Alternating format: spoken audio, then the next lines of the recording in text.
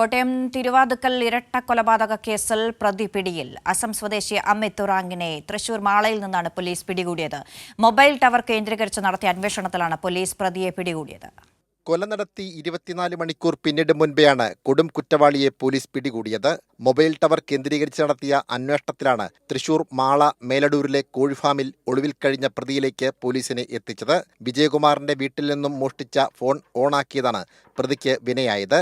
ഈ ഫോണിൽ നിന്നും ഗൂഗിൾ കോണ്ടാക്ട് നീക്കം ചെയ്യാൻ പ്രതി ശ്രമിച്ചിരുന്നു. വ്യക്തിവൈരാഗ്യമാണ് കൊലപാതകത്തിന് കാരണമെന്ന് ജില്ലാ പോലീസ് മേധാവി കൈരളി ന്യൂസിനോട് വ്യക്തമാക്കി. രണ്ടുപേരുടെയും മുഖത്തിനായിരുന്നു അടിയേറ്റിരുന്നത്. ഒരു കോടാലി ആണ് ആയുധമായിട്ട് ഉപയോഗിച്ചിരുന്നത്. ഇപ്പോൾ പോസ്റ്റ്മോർട്ടം റിപ്പോർട്ടിലും തലക്കേറ്റ ക്ഷതമാണ് മരണകാരണം എന്നാണ് പ്രാഥമികമായിട്ടുള്ള വിവരം. നമ്മൾ നേരത്തെ രജിസ്റ്റർ ചെയ്തിരിക്കുന്ന കേസ് ഒരു ചീറ്റിംഗ് കേസാണ്. ചീറ്റിംഗ് കേസും IT ആക്ടും കൂടെ ഉള്ള കേസാണ് നമ്മൾ രജിസ്റ്റർ ചെയ്തിരുന്നത്. കൊല നടത്താൻ എത്തിയ അമിത് ശനിയാഴ്ച കോട്ടയം നഗരത്തിൽ ലോഡ്ജിൽ മുറിയെടുത്തിരുന്നു. 2 ദിവസം കൊലപാതകം നടത്തേണ്ട വീടും പരിസരവും നിരീക്ഷിച്ചു. തിങ്കളാഴ്ച രാവിലെ ലോഡ്ജിലെ മുറി ഉപേക്ഷിച്ചു. കോട്ടയം റെയിൽവേ സ്റ്റേഷനിൽ എത്തി പ്ലാറ്റ്ഫോം ടിക്കറ്റ് എടുത്തു.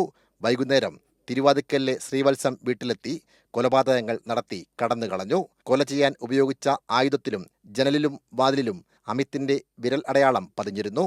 ഈ വിരലടയാളം മുൻപത്തെ മോഷണക്കേസിലെ വിരൽ അടയാളവുമായി താരതമ്യം ചെയ്താണ് പ്രതി അമിത് തന്നെയാണെന്ന് പോലീസ് ഉറപ്പിച്ചത്.